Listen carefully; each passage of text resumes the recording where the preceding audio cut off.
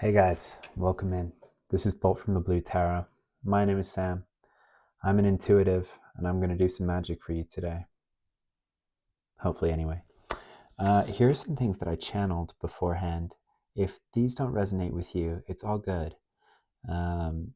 So I heard the poem Tiger, Tiger, Burning Bright. I think it's just called Tiger, Tiger by William Blake. I was directed to pull like a ridiculous amount of decks. So I'm going to go short on some of these. I'm not going to read the full poem, but basically it's about like what I took from it for this reading. He's pondering the nature of the tiger, and did the same creator who made the tiger also make the lamb? And there's something here about human nature, like being as awe-inspiring in a good way as humans can be terrifying. That's what I got from it. And then I saw that blue flag of Gondor with the white tree on it. That might resonate with someone. I saw boxed drink mix-ins, and I think they're most likely for like coffee drinks, like maybe flavored syrup or something like that. Some sort of mix-ins for drinks. Then I heard the word grenadier. I saw some yellow corn tortilla chips.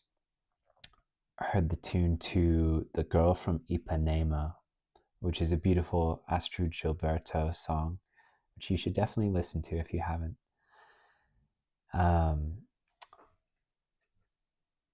Someone buzzing their hair, like going from lots of hair to basically none, possibly a woman. And then I saw this card, which is from the 78 Astral Tarot that we're going to pull from later tonight. But this deck has 3 unique cards. One is called Meditation, the other is Event Horizon, and then there's this one, Barrier. And I just saw this card in my mind, so we're going to read that to kick things off. But the last thing I saw was ruins of like a stone castle wall up against the sea. I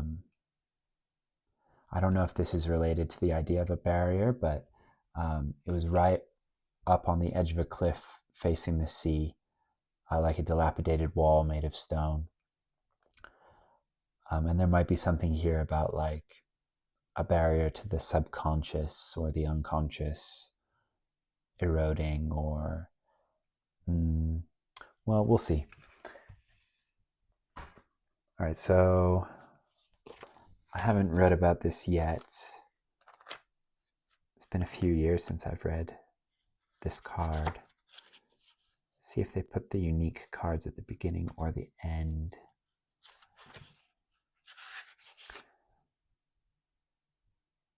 Barrier. This is a wild card.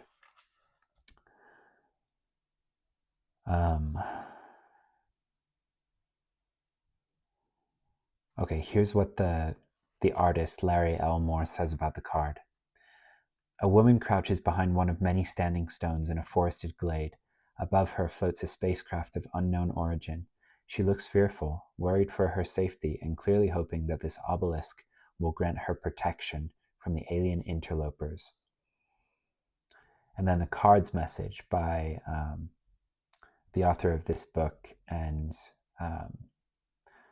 like I guess the creator of the deck. Each card is illustrated by a different artist, but the book and the divination, not instructions, but like the divinatory aspects of each card are written out by Trish Sullivan. She says, a UFO flies overhead, searchlight prowling through the darkness as a woman hides behind a menhir, a standing stone, one of several forming an ancient stone circle. She has fled here, although she has others to save, In this instance, her first thought must be of self-preservation. Perhaps the aliens mean her no harm, but she cannot be sure. And as she hides, waiting, the ancient power of the stones activate, fire forming within and spiraling upwards to defend her from the alien invaders. There are 2 wild cards within the 78 Tarot Astral deck related to the major arcana. They are exclusively designed for this deck to pop up and bring a special message to the reader when it is most needed. You can use the deck without these cards, but the inclusion of them adds an element, an aspect of life not generally covered by the traditional 78 cards of the tarot. When barriers appears in a reading, it is time to be focused and proactive. Self-interest is often viewed as selfishness. But there comes a time when you must put yourself first. You cannot protect others if you fall by the wayside. This card does not appear to tell you how best to achieve this, but instead to highlight the need, to suggest a threat coming that is more than a simple challenge. You will be tested, you will feel under fire. You must protect yourself before you even think of defending others. All right, so for the last bits about a threat coming, I was getting like, no. Like this is just about taking care of yourself first. So keywords here: self-care, protection, and positive self-interest. All right.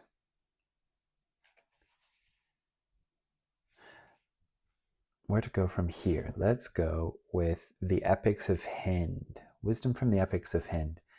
So normally I just pull 1 card for kind of like a feeling for the read, but I was given 3 different decks, where I would normally use 1. So this may be just like we may be being told a tale with multiple themes, or it may be that the message is a bit more intricate.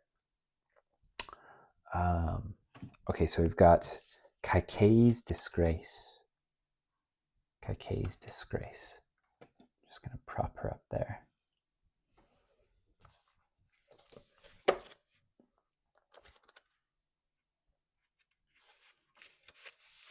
Kaikei was the second of King Dεηsryta's 3 wives.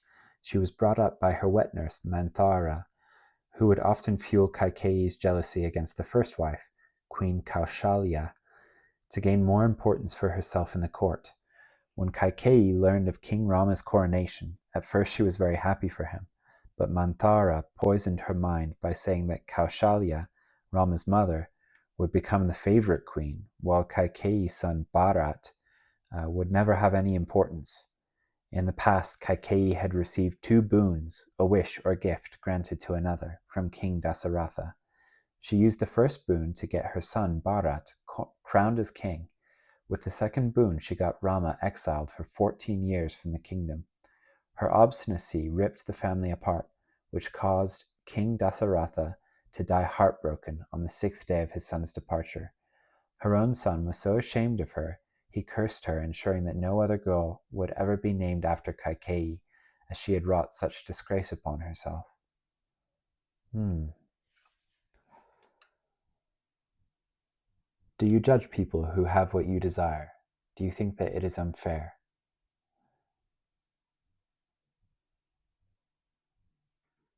Are you letting other people poison your mind? If someone near you is constantly poisoning you and gossiping about others, cut them off. Envy is the opposite of gratitude. If you want to receive, be inspired by those who have what you want. Be grateful for what you have. Envy will ensure you never receive what you desire, nor enjoy what you already have. Watch your thoughts, words, and actions. They reveal a deeper void that needs healing. Avoid people and situations that tempt you to fall from grace.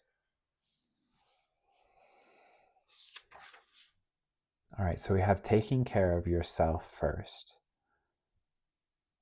some positive self-interest, and then we have don't be poisoned by others.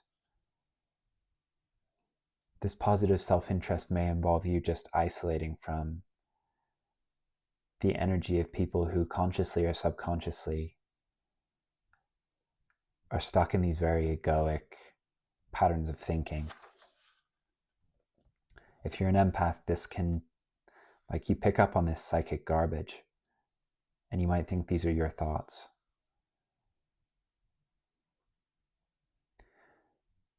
These people can also be an influence on us and cause us to slip into these ways of thinking and behaving. It's an act of self-preservation to move away from them, especially on a spiritual path. All right, let's see what else we got. Archangels, animals. All right, animals.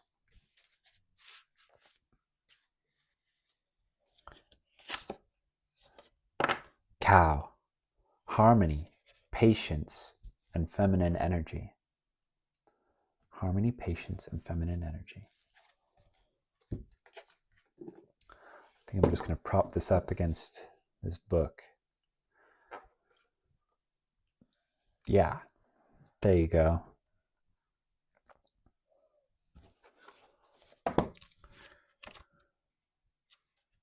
Cow. Whoops.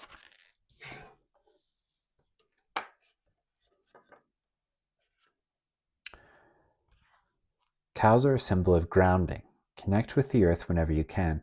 It emits energy that has a balancing effect on the body. Take early morning walks, even if it's just in your backyard as the sun is rising. Feel the grass beneath your feet and the effect of the color green. Green is the color of generosity, freshness, and prosperity. In some cultures, it is even associated with eternal life. The cow has signed up with you to experience this dimension, freely and peacefully surrenders its life, but it asks for something in return. It wants you to love yourself and love others, to forgive yourself and forgive others. Be receptive to this, and you will manifest a deep, profound peace. Being associated with fertility and creativity, the cow can motivate you to work on projects. Remember the ones you were obsessed with in the past, but then you got sidetracked?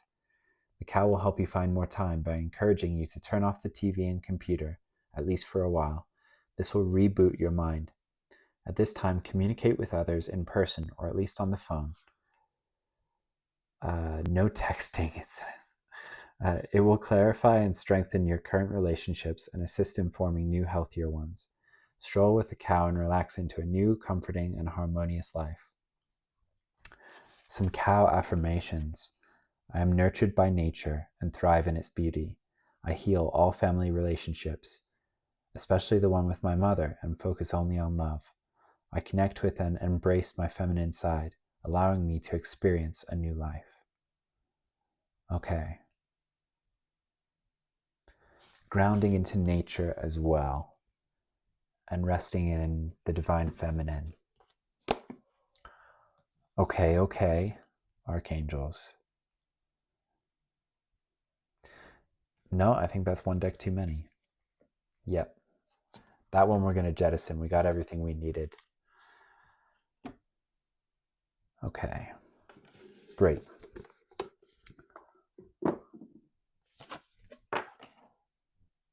I'm going to prop these up where I can see them as a reminder about the energy we're working with here.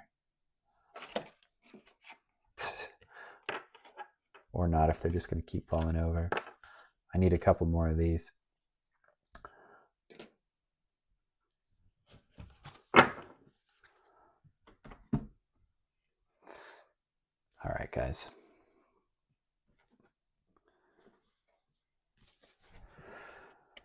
We're going to go into the hollow woods, my friends, and ask Spirit for a story that is for our highest good. See what's going on. We have a woman laying down underneath a tree, stretching out like its roots. We have a shadow, or is it?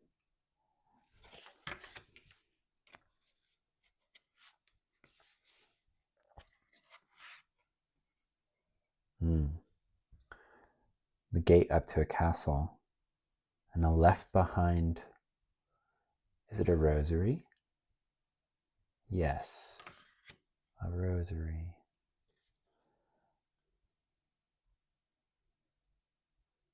All right, just the 3.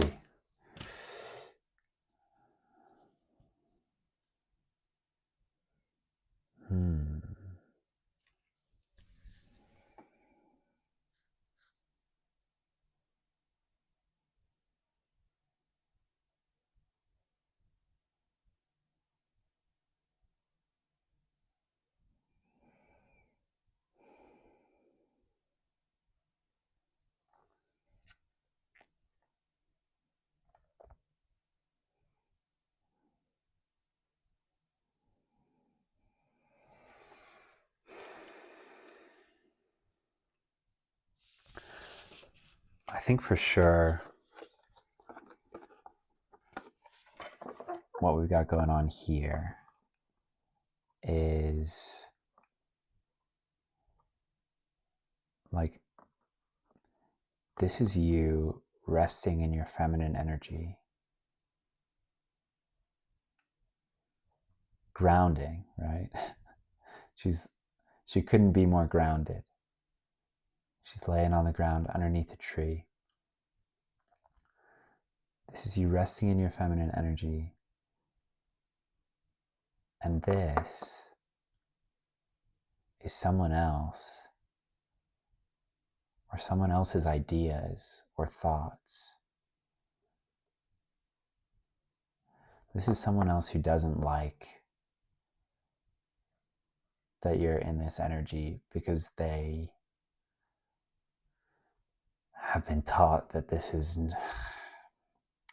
no good. They've been taught that it's unproductive. They think that it's lazy, but it's not. They have no idea what you're doing.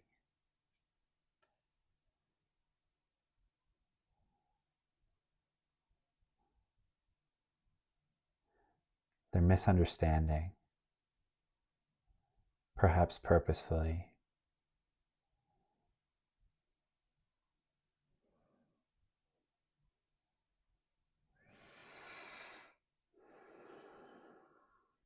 They don't want you in this energy because you're pouring back into yourself.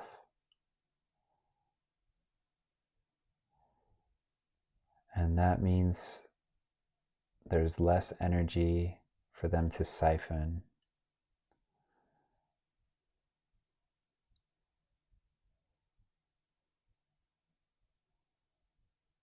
Yeah, there's a barrier, or you're less available.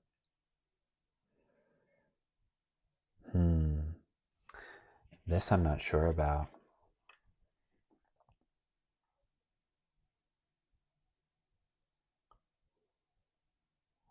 I feel like they live in this spooky castle.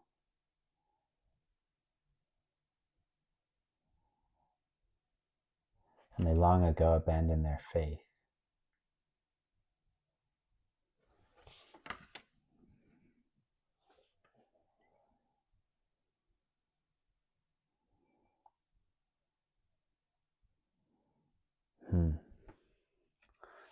I feel like I have a migraine coming on, you guys.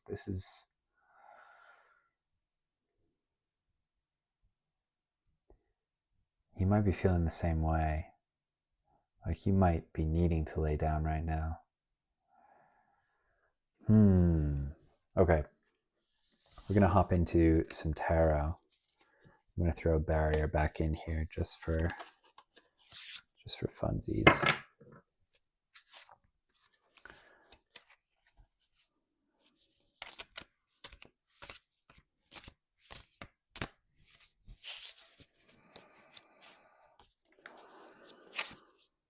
Three of Wands.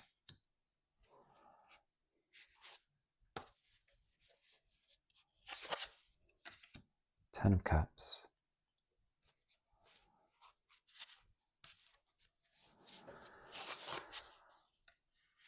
Four of Wands.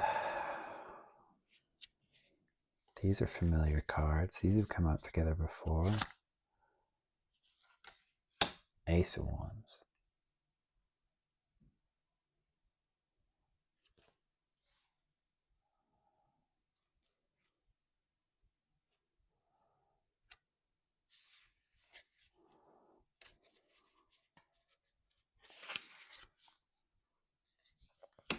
Two of Cups.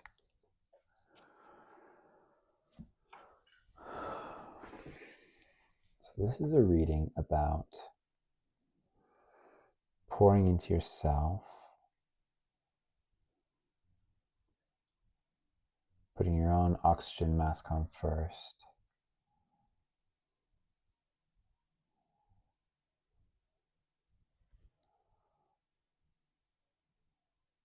being in feminine energy.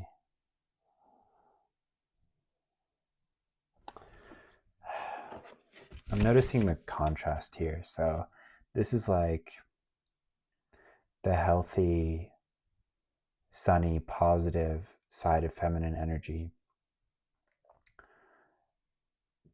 And this is the unhealed, negative polarity. This is like cow upside down, you know?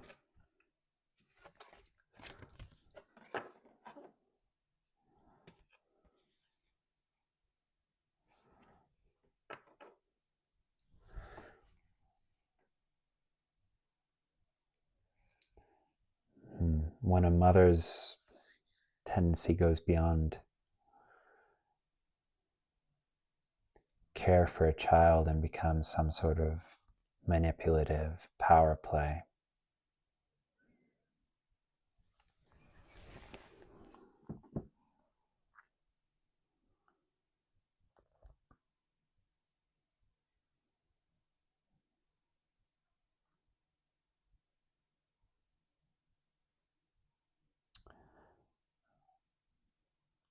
What I think is happening here with the tarot is like,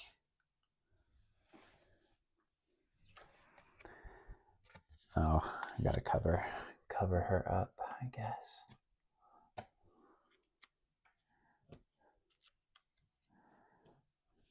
You have, like, you're this magical being with all of these options, all of these wands before you.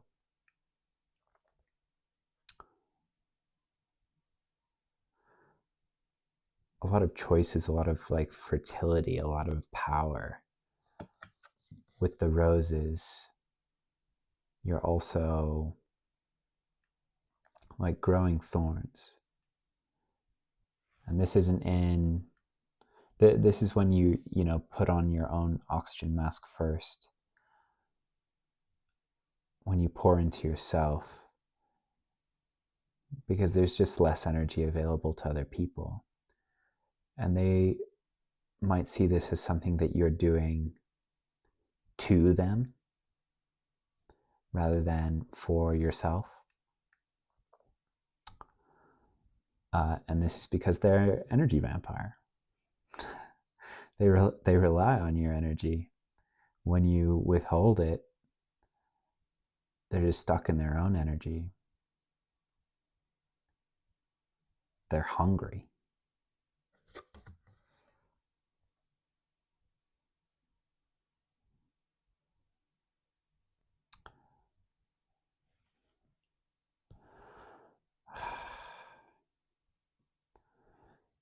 Guys, I'm sorry, I don't like this energy. This is like, this might be a parent holding a child back or subconsciously not wanting them to succeed or to outshine them, like competing with them in some way. If this is your parent, I'm really sorry. This is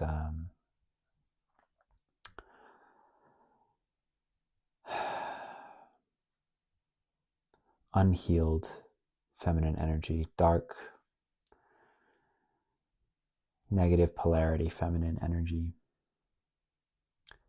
This could be a mom or a dad.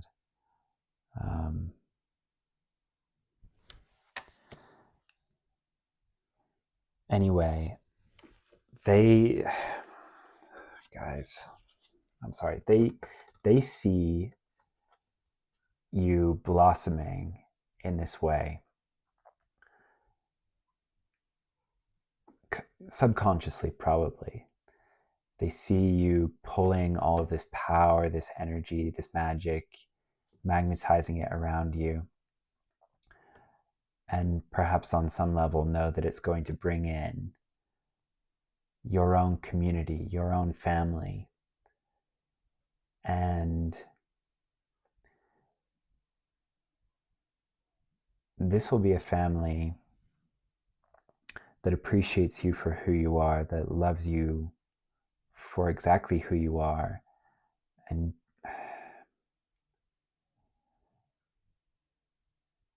not because you're a battery, right? They will give to you as much as you give to them. And I'm talking about energy, guys.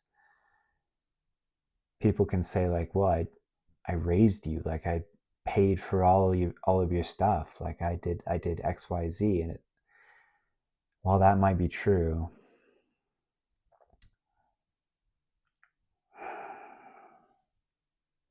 that comes with the territory. When you have a child, you sign up to do those things, right? And especially if that has always been their attitude, explicitly or implicitly, you might have felt like you needed to give back by supporting them emotionally or with your own energy.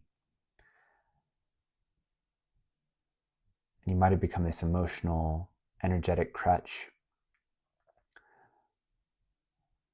where they never had to deal with their problems because you are always there to make them feel better or to fill this gaping hole they felt inside of them that they were never able to, willing to, took the time to fill for themselves, or they just didn't have the knowledge to understand what was going on subconsciously for them. Like they never processed any of it. They never healed. Anyway, they see this 10 of Cups and this 4 of Wands coming in for you, which is like a community where you'll actually, of like-minded people, where you'll feel at home, where possibly like all of the things they tried to tell you they tried to dissuade you from in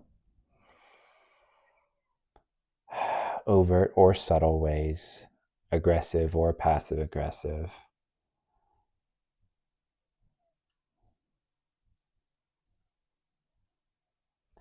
The things they told you about yourself were like, hey, don't emphasize that because that's weird, or whatever. You're light, really. On some level, they knew if you were to reclaim your energy, your light would shine so bright that it would bring in all of this. And they would be left out in the cold.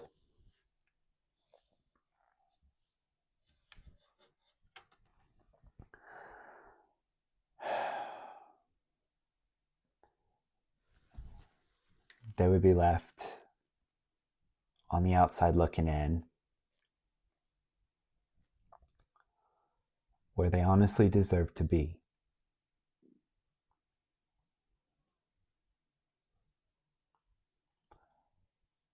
Deserve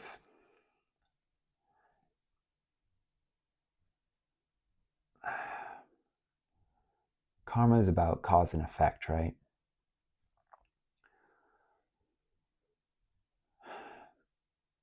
It is the effect of their cause to be out in the cold.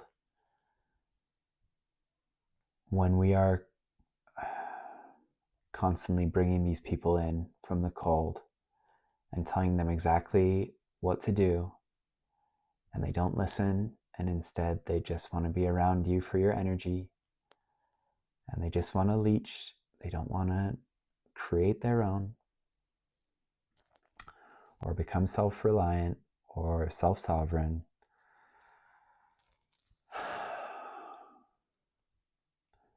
we don't allow them to learn karmic lessons. We don't allow them to go through these things on their own. There's a kind of radical compassion. It's not radical, it's just higher compassion, where it's actually discompassionate, cruel in some twisted sense, to continue to be that crutch for them, to continue to supply them with energy that they should be supplying for themselves,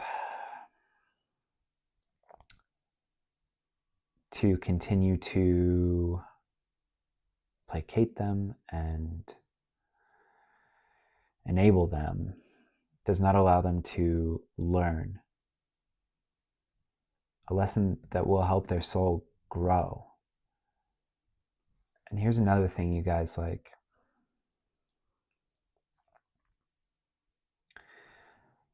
you don't want to reincarnate with these people again with them having not learned the lesson. You don't want to be a teacher for these people for multiple lifetimes. Teach them in this lifetime. Withdraw your consent from energy vampires, even and especially if they are your family, as painful as it is. This could be both your parents, but my feeling is like, yeah, look, often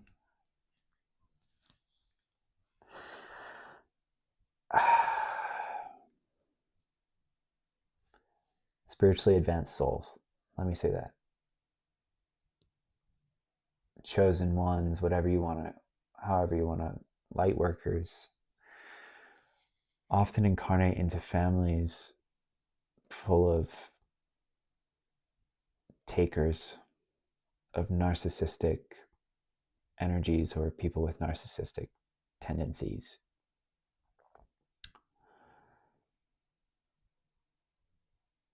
It's part of their karma to learn that they cannot. Like that it's a karmic crime. It's a energetic crime to steal from other people, to rely on them like a battery. Especially a parent relying on a child.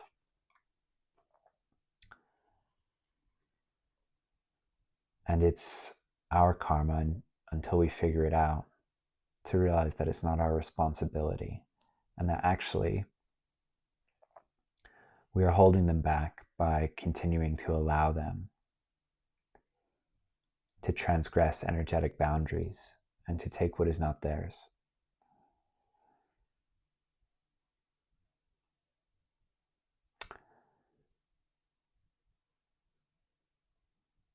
They won't like it, you guys. They won't like it, and they won't understand, and they might consciously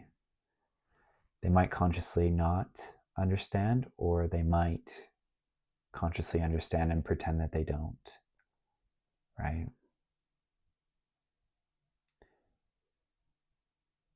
When you withdraw your energy and you say that you are doing this for you, right? Because you can't really explain it to them. It's a lesson they have to understand by observing your actions.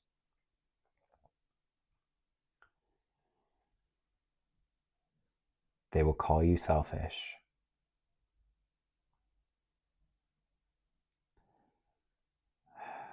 But it's not. It's not selfish in the pejorative. It's selfish in the positive, in that if we were all selfish in that sense, no one would need to steal energy from one another. We would all be working on our own karma. We would all be awakening, growing, becoming better people, getting to know ourselves.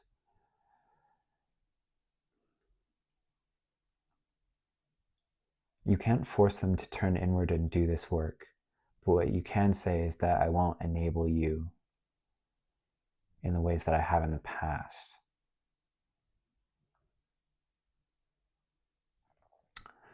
Don't come at this from the perspective of trying to teach this lesson. Most likely you have tried to teach them before. You have led this horse to water many times, and it has not stuck. Like, it hasn't, the horse has refused to drink.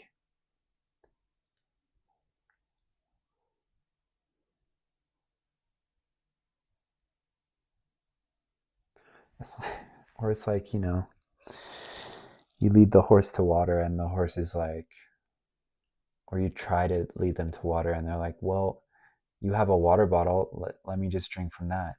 Even though the horse needs a lot more water than you, because it's never been hydrated to begin with.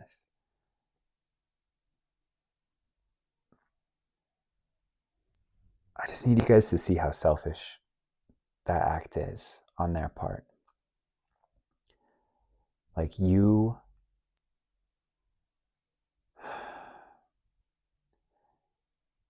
have tried to, or you've tried to give them, or you have given them all of the puzzle pieces. You've given them every tool that they could need. And still, they would rather have the water out of your canteen than be taught how to drink from the river. Just continuing this cycle of codependency and just unhealthy, like this dark union.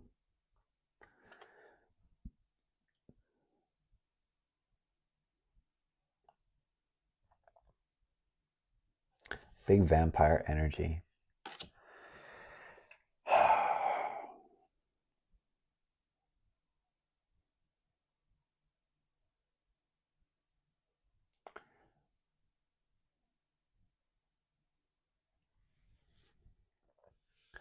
Hopefully when you do this, they do turn inward and they work on themselves.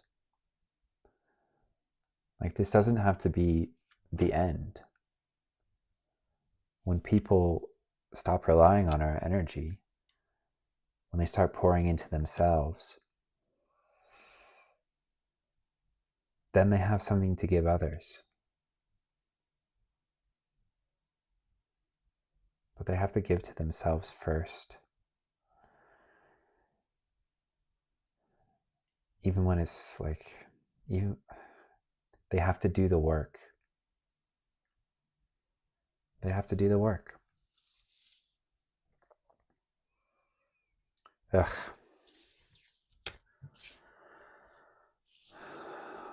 Sad energy, guys. There's no... You just have to choose yourself. You can't learn these lessons for them. You can't teach them. They're in this position, relying on the energy of others because they have not learned. It doesn't mean that they can't learn, but you don't, with people like this, you don't go off of promises.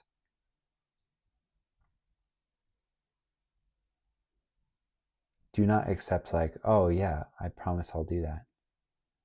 Go off of results, all right? And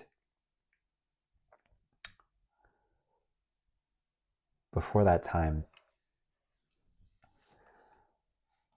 cut them off to the degree possible.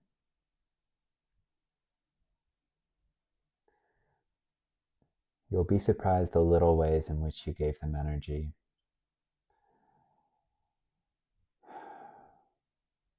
When you withdraw it, they will freak out.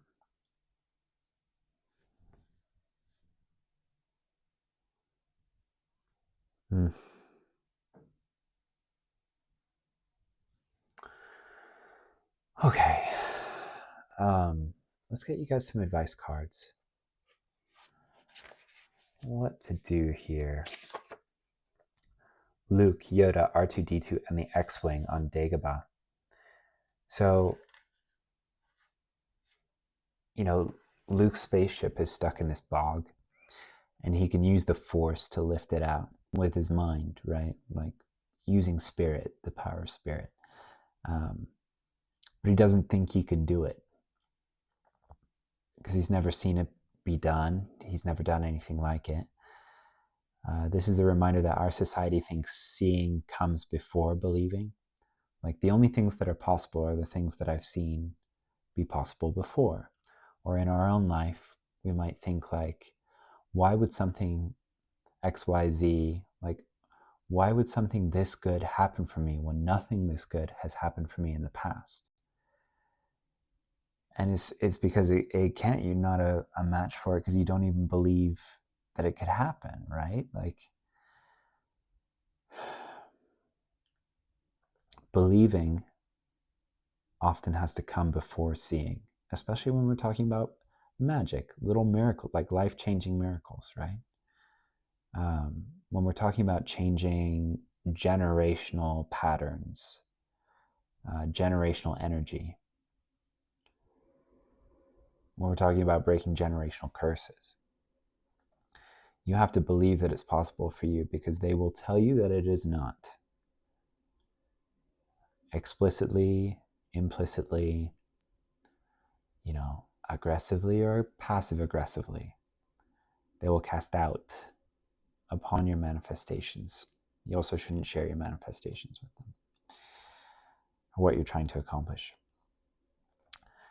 Remember to keep faith in the magical, divine paradox that underlies our universe.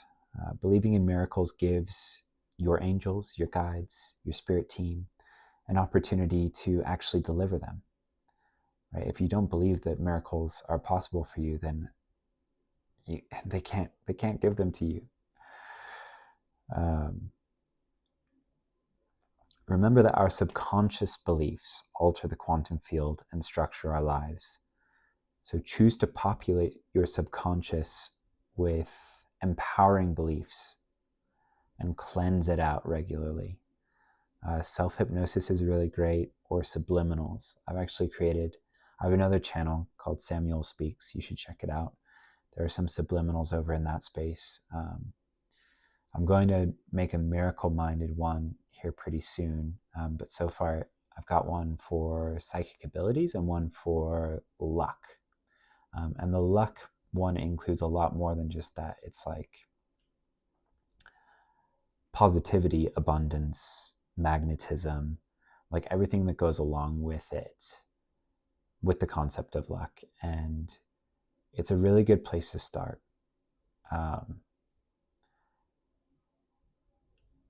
Yeah, especially if you feel like you've had a bad luck streak for a long time, or you feel like your family is unlucky, or your family has told you that they're unlucky, or that good things don't happen, like things like that don't happen for us kind of attitude. Your subconscious has a big stack of files that say like reasons why miracles can't happen for me. And you have to like replace that stack with a taller stack of like, I believe in miracles, like miracles do happen for me. Positive beliefs. Affirmations are great as well.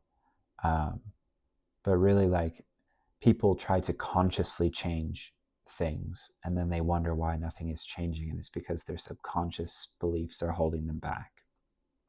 These deeply rooted beliefs that we might have had since, ages 0 to 7, when we're first discovering like what are the rules in this place, and we pick them up by observing our parents or our caretakers. And so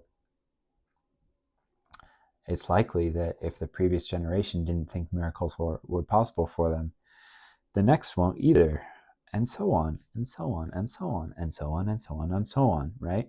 So that's why we call it, that's what we mean when we say a generational curse.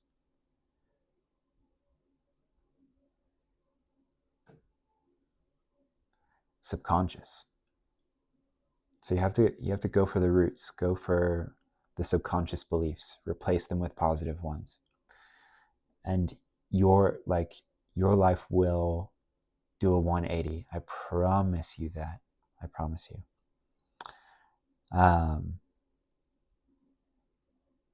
Yeah, there's also a encouragement here to get quiet and still, to put aside the ego as much as possible, and to let the divine work through you to solve your seemingly insoluble problems, right? The Jedi in Star Wars don't manipulate, like they don't use the Force like you would use a spanner. They, like, the Force flows through them. It's more like they're channeling it. Yeah, so work on those subconscious beliefs, and then allow yourself to partner with the divine. The true magician knows that they can't manifest anything really big with just their own power, with their own energy, because they are, necessarily limited. Like, we're a relatively small being in comparison with the entirety of spirit. To me, it often feels like I'm the magician's apprentice, more than like the divine is the true magician, and I'm the sorcerer's apprentice, sort of a deal.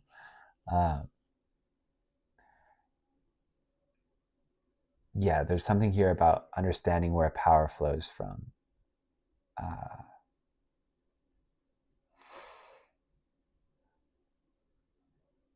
Yeah, the subconscious and from spirit. Other way around, spirit and then subconscious. Yeah, one more piece of advice, and then I think we'll call it quits. Heavy gravity planet. It comes out again. It comes out again. It's like the card has heavy gravity. So this encourages you to slow down time. And you can do this by meditating. And you can do this by engaging in activities that are in your highest excitement. Time will start to move very differently when you're in that flow state.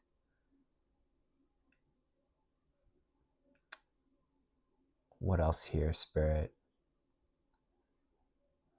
I wrote these cards for concrete advice, and this is like the most open-ended one. I said in the last video, I'm still trying to figure out what it means. But it was purposeful on the part of Spirit, right? Like, most of the cards are filled on the back, and this is all this one says.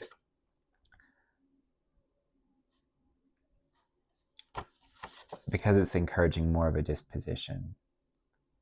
That disposition comes with natural actions like meditation and engaging with your highest excitement. But truly, the disposition is realizing that time is a construct, and we can choose how to relate to it like anything else.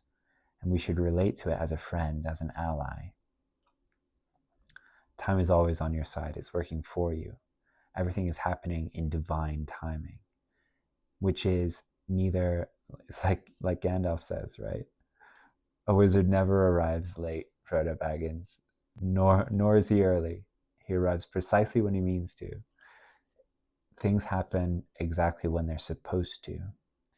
And in hindsight, we often find that we wouldn't have been ready for it, or we wouldn't have appreciated it. We wouldn't have understood it had it happened any earlier. Like, it needed to be a particular order of events. And once you surrender and delve into time as a partner rather than trying to control time, because you can't, that's when magic will happen for you. That's when you realize your place in terms of this co-creation. You don't move the X-wing out of the swamp, the divine does.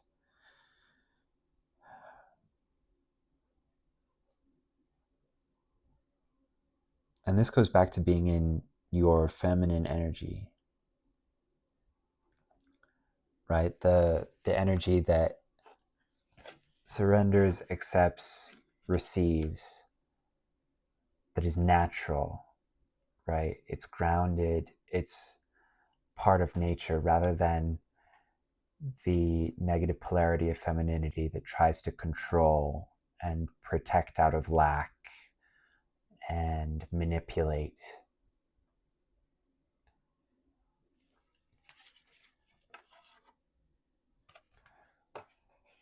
Some allowing being asked here. Okay. One more advice card is what I'm hearing. So let's see. Kramer at the intersection of first and first. This is from Seinfeld. There's one episode where Kramer gets lost and he calls Jerry from a phone booth because it's the 90s, and he says, like, Jerry asks him where he is, and he looks around outside of the phone booth and he's like, I'm at the corner of first and first. And he says, how can the same street intersect with itself? I'm at the nexus of the universe.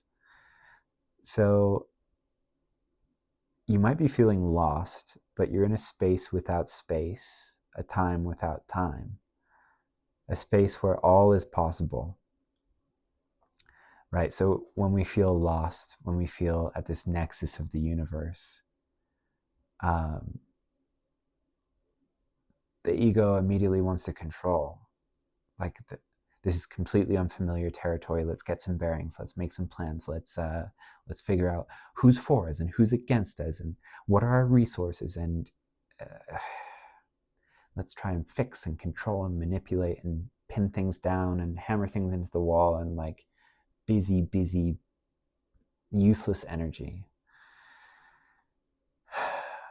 You can instead, you beautiful, divine, feminine magician, choose to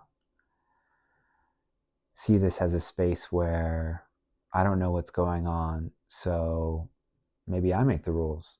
Maybe anything is possible here, you know? Maybe this is a space of complete potential rather than being one of lack or confusion. So if you're lost, how can you find your way home? There's some advice here. Again, it's odd. On one of the cards they were saying to call someone.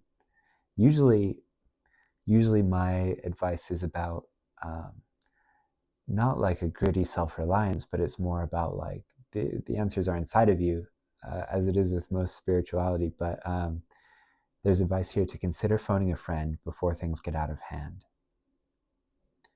So Kramer asks for help, right? He's at the nexus of the universe. He is admittedly confused. He doesn't know where he is. It's been a long day.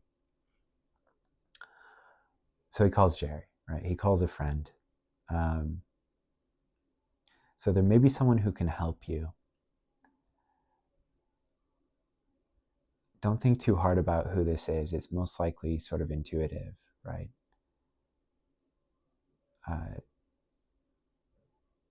Yeah, you'll know. And if you don't, meditate.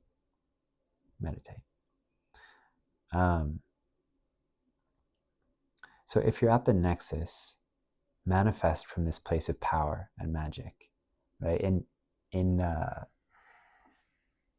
magic, they say that the crossroads are very, very magical places. So if you're at the intersection of first and first, you're at this doubly magic place where like the universe is folded in on itself. It's like the crossroads of all crossroads, right? Pure potential. When you find yourself in a surreal space with magic in the air, throw a penny into the wishing well. And try to view it like this, right? If you are in a scenario like this, try to view it as a main character moment, and the whole audience is watching you at the nexus of the universe. I'm wondering what they would do. And choose to surprise them. Do you know what I mean? Like, be that main character. Choose something adventurous, something magical. Yeah, use the energy around you, but maintain your boundaries, right? Kramer's at the nexus of the universe, but he's in a phone booth, right? He's protected. He's not asking random strangers on the streets of New York for help, right? Like he recognizes who is on his team. You have to remember that as much as you love your family, they might not be on your team. And that's the saddest, it's the saddest realization. They might think they're fully on your team.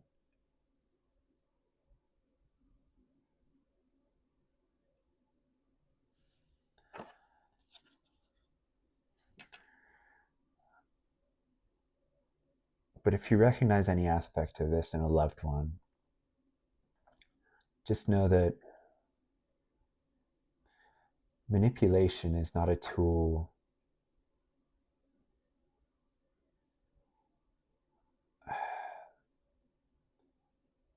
that they would be discerning in using. It's not a tool that they have any inhibitions about using. Yeah, let me backtrack. It's never discerning to manipulate. Let me just, sorry, that came out.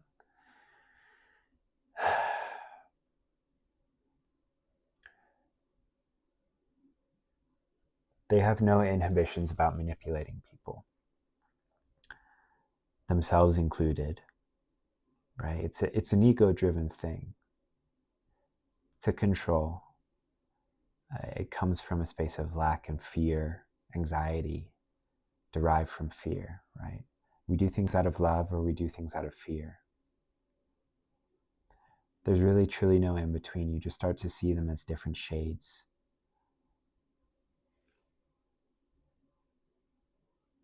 And it doesn't matter if it's a cry for love, right? If it's tearing down others, if it's hurting them, if it's stopping your progress as a spiritual being, like if they're inhibiting that,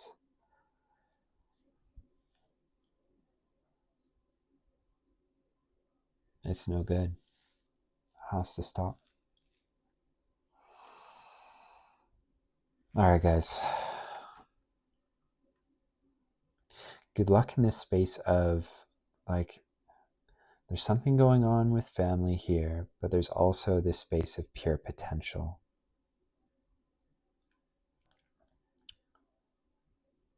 At the nexus of the universe.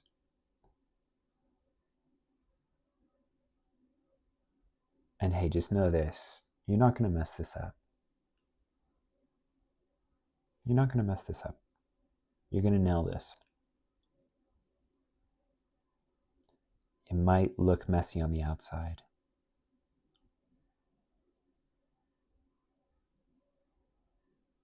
But your success is guaranteed. These are just challenges to learn from.